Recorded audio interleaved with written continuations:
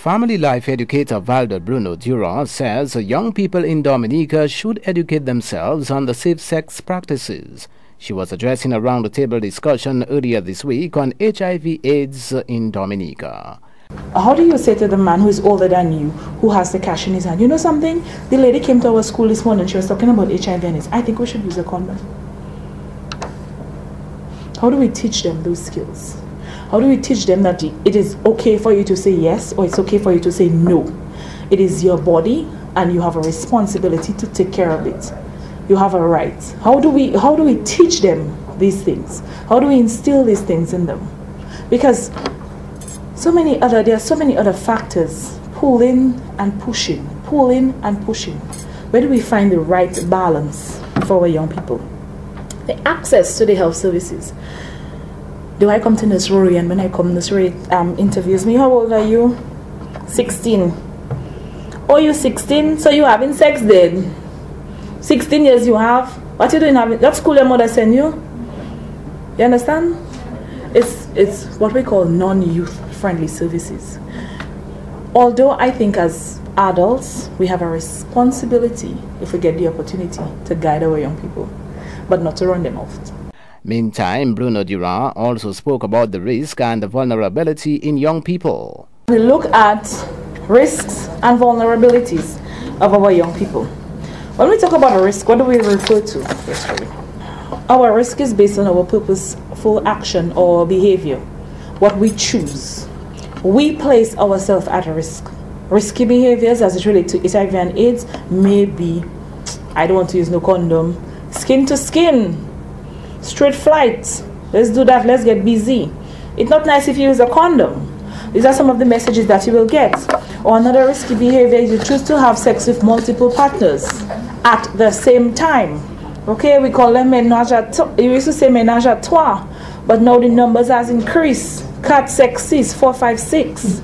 And we see it, we hear about it, and we find it hard to believe though sometimes. Especially when they tell us who is involved, especially if it's in a small community. We find it hard to believe. But there is something causing that individual to exercise that behavior, because that is not normal behavior. That is outside of the norm, because we know sexual activity, 2 people in a dark place, is not for 5 and 6 in a big light by the river or something like that. No, that's not what we've been taught. But you see, there are changing trends. Family life educator Valda Bruno Durand. Dominica has been invited to participate in the Carib Canoe Sea Warriors expedition being organized by the Martinique Canoe Association. The expedition is expected to traverse through 4 countries: Dominica, Guadeloupe, Antigua, and St. Kitts. The passage of the fleet should generate in each country the organization of intellectual, cultural, and sports exchanges by enhancing the relations of friendship, conviviality, and exchange the strength and unity of our people. The expedition is geared at reopening ancestral Amerindian roots with an aim to contribute to the unity of the people of the Caribbean by valuing our common heritage and maritime aspect. The Sea Warriors will recreate history, the history of the Kalinago people, Carib Indians who gave their names to the Caribbean when they conquered these islands over 1,000 years ago.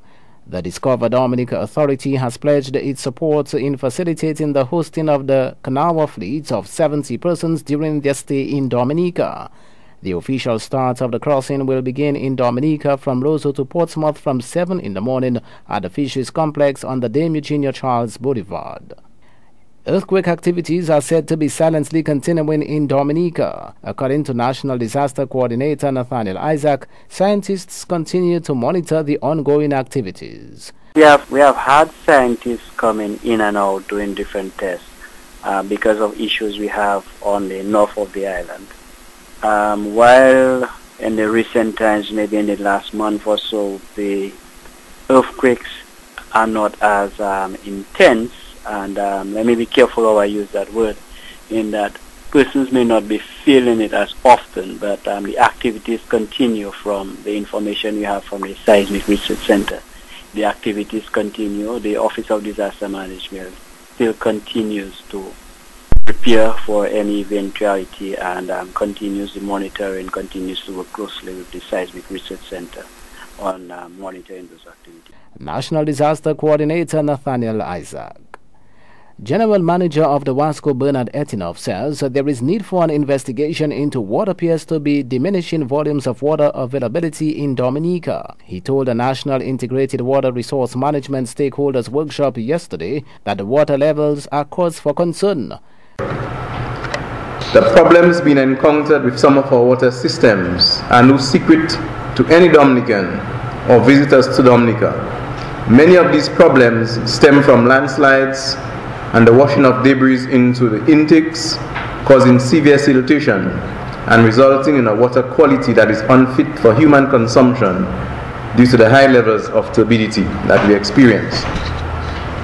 These adverse impacts are further contributed to by our development practices, where we choose to fell trees, where we choose to build our homes or engage in agricultural or other practices, and the manner in which we undertake those activities.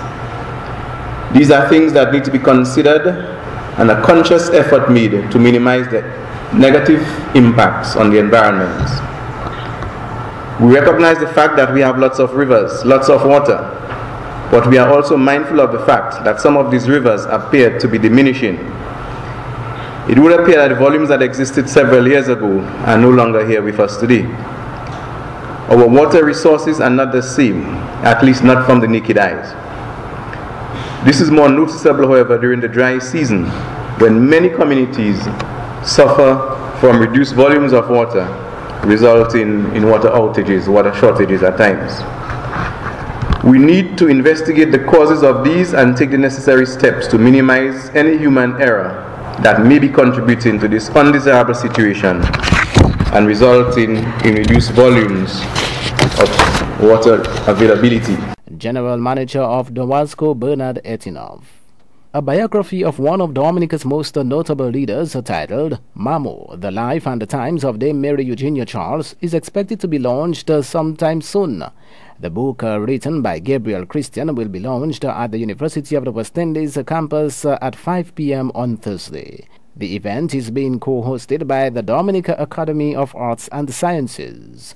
Basically giving a sense of the time frame within which she lived, what Dominica was like then, the fact we didn't have the franchise, the average Dominican didn't have the right to vote, we didn't have legislators representing us, we were in the Crown Colony rule, and it was J.B. Charles and people like C.A. Rawls, Cecil Rawls, who agitated for the right to vote and for representation by ordinary Dominicans in the Parliament, coming all the way up to her school days in Toronto, her experience with racism, and at the end of it, of course, returning to Dominica as the first Dominican female attorney, becoming head of the Freedom Party when it was founded in 1968, and becoming in 1980 the first female head of government in the Caribbean, indeed in the Americas, and for 15 years ruling Dominica in a way which made for progress in areas of education and healthcare and governance, and bringing in integrity to the seat of the Prime Minister in a way that had been somewhat tarnished.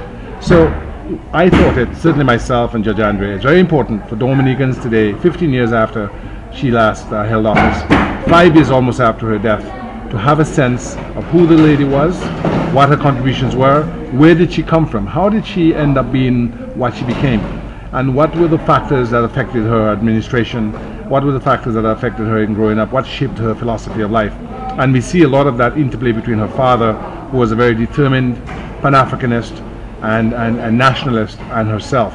And we look at it in entirety from the perspective of Dominicans needing to be more serious, more deliberative, more systematic in having a sense of our history and writing down our history so that those who come after us will know the path that we've trod. Gabriel Christian, born on May 15, 1919, the date of the book launched marks the 91st anniversary of Dame Mary Eugenia Charles.